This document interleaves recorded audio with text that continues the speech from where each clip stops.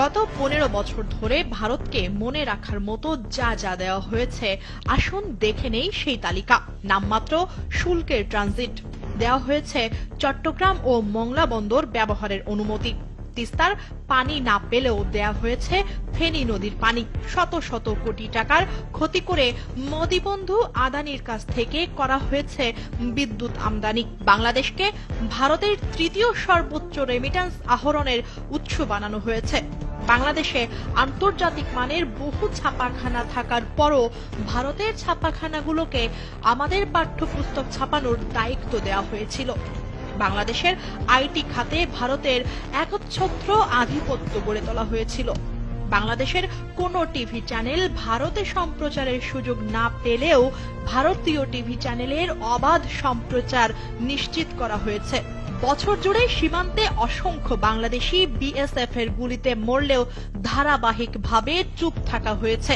সর্বশেষ প্রহসনের নির্বাচনের 2 সপ্তাহ পর 22 জানুয়ারি শার্শা উপজেলার ধান্যখোলা সীমান্তে বাংলাদেশে ঢুকে বিজিবি সদস্যকে গুলি করে হত্যা করা হলেও লাশ নিয়ে কয়েকদিন পর ফেরত দেওয়ার পরও সরকারের দিক থেকে চুপ থাকা হয়েছিল। এ ধরনের দেয়ার তালিকা শেষ করতে হলে দিন গড়িয়ে রাত পার হয়ে যাবে, কিন্তু এভাবে একপাক্ষিক দেওয়াতে কি আর সম্পর্ক গড়ে ওঠে? রাষ্ট্রীয় সম্পর্ক তো গিভ অ্যান্ড টেক পলিসি। সেই পলিসিতে ভারত কতটা এগিয়ে? অধীনতা আর মিত্রতা একসঙ্গে যায় না। সমান মর্যাদার দুজনের মধ্যে বন্ধুত্ব হয়, মিত্রতা হয়, অধীনতামূলক মিত্রতা হয় না। ভারত আর বাংলাদেশ 2 অকৃত্রিম বন্ধু দেশ। তাদের মধ্যে ঐতিহাসিক মিত্রতা আছে, একথা আমরা শুনে এসেছি, পড়ে এসেছি। কিন্তু ছাত্র জনতার অভ্যুত্থানে 5 আগস্ট আওয়ামী সরকারের পতনের পর থেকে এখন পর্যন্ত বাংলাদেশের অভ্যন্তরীণ বিষয় নিয়ে ভারতের গণমাধ্যম থেকে শুরু করে দেশটির দায়িত্বশীল নেতাদের যে প্রতিক্রিয়া দেখা যাচ্ছে, তাতে প্রশ্ন উঠছে, এই 2 দেশের মধ্যে আসলেই কি মিত্রতা ছিল? যদি থেকেও থাকে, তাহলে সেই মিত্রতা কি রাষ্ট্রের সঙ্গে রাষ্ট্রের মিত্রতা, নাকি হিন্দুত্ববাদী দল বিজেপি শাসিত ভারত রাষ্ট্রের সঙ্গে বাংলাদেশ নামক রাষ্ট্রের শাসক দল আওয়ামী লীগের মিত্রতা ছিল? রাষ্ট্রের সঙ্গে রাষ্ট্রের যে বন্ধুত্বপূর্ণ সম্পর্ক, তা কি আদৌ ভারত বাংলাদেশের মধ্যে ছিল বা আছে?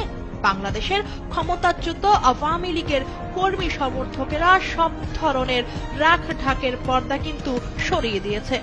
ভারতের বিজেপি সরকার তো বটেই, পশ্চিমবঙ্গের ক্ষমতাসীন তৃণমূল কংগ্রেস নেত্রী মমতা বন্দ্যোপাধ্যায় সহ দেশটির বিজেপি বিরোধী নেতারাও বুঝিয়ে দিয়েছেন, তারা অধীনতামূলক মিত্রতা নীতির নিরিখেই বাংলাদেশকে দেখেন। ভিয়েনা কনভেনশনের 22 নম্বর ধারা লঙ্ঘন করে আগরতলায় বাংলাদেশের উপ হাই কমিশনে হামলা চালিয়েছে হিন্দুত্ববাদী সংগঠন হিন্দু সংঘর্ষ সমিতি। মুম্বাইয়ে বাংলাদেশের উপ হাই কমিশনের কাছাকাছি বিশ্ব হিন্দু পরিষদের আয়োজন কয়েকশো লোক বিক্ষোভ করেছেন। বাংলাদেশিদের ত্রিপুরা রাজ্যের কোনো হোটেলে থাকতে দেওয়া হবে না বলে ঘোষণা দিয়েছে all Tripura hotel and restaurants owner association. অথচ আওয়ামী লীগ যতদিন ক্ষমতায় ছিল, ততদিন দলটির নেতাদের ভাষ্য শুনে বিশ্বাস করে এসেছি এবং এখনো এটাই বিশ্বাস করতে চাই, ভারত আমাদের অকৃত্রিম বন্ধু। 2019 24 মে সে সময়কার পররাষ্ট্রমন্ত্রী আব্দুল মোমেন বিবিসিকে বলেছিলেন, বন্ধুত্ব থাকলে বন্ধু কখনো অপর বন্ধুর অনিষ্ট করে না। ভারত সরকার আমাদের বন্ধু, আমাদের কোনো অনিষ্ট করবে বলে মনে করি না। সাল 2022 আগস্ট 21 সেই একই ব্যক্তি বলেছিলেন, আমি ভারতে গিয়ে বলেছি শেখ হাসিনাকে টিকিয়ে রাখতে হবে। এই নেতারা কখনো বলেছেন ভারতের সঙ্গে আমাদের রক্তের সম্পর্ক, আবার কখনো বলেছেন ভারতের সঙ্গে বাংলাদেশের স্বামী স্ত্রীর সম্পর্ক। 2018 সালের মে মাসে সে সময়কার প্রধানমন্ত্রী শেখ হাসিনা বলেছিলেন, আমরা ভারতকে যেটা দিয়েছি তারা তা সারা জীবন মনে রাখবে। দৃঢ়ভাবে প্রতিষ্ঠিত জনধারণা হলো শেখ হাসিনার পতনকে ভারত ভালোভাবে নেয়নি, খারাপভাবে নিয়েছে। কিন্তু সেই খারাপভাবে নেওয়ার মাত্রা যে কতখানি গভীর তা প্রতিনিয়ত স্পষ্ট হচ্ছে। শেখ হাসিনাকে দিল্লি আশ্রয় দেওয়ার মধ্য দিয়ে জানিয়ে দিয়েছে শেখ হাসিনা দিল্লির মিত্র।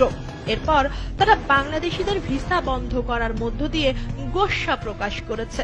এরপর আমদানি রপ্তানি সীমিত করেছে। তারপর সংখ্যালঘু ইস্যুতে একের পর এক উদ্বেগ, উৎকণ্ঠা, ক্ষোভ ইত্যাদি তো প্রকাশ করেই যাচ্ছে। কিন্তু দক্ষিণ এশিয়ার মুরব্বী হিসেবে ভারতকে বুঝতে হবে, বাংলাদেশের শেখ হাসিনার পুনঃপ্রতিষ্ঠার ক্ষীণতম সম্ভাবনাও নেই। যে কারণে ভারতকে আওয়ামী লীগ কিংবা কোনো একটি নির্দিষ্ট দলের সঙ্গে নয়, বরং রাষ্ট্রের সঙ্গে রাষ্ট্রের সম্পর্ক মাথায় নিয়ে সম্পর্ক গড়তে হবে বাংলাদেশের সঙ্গে।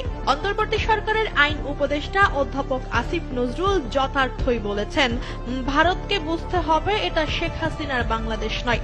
তাদেরকে মনে রাখতে হবে, বাংলাদেশ সমতা ও মর্যাদার ভিত্তিতে দুই দেশের মিত্রতা চায়।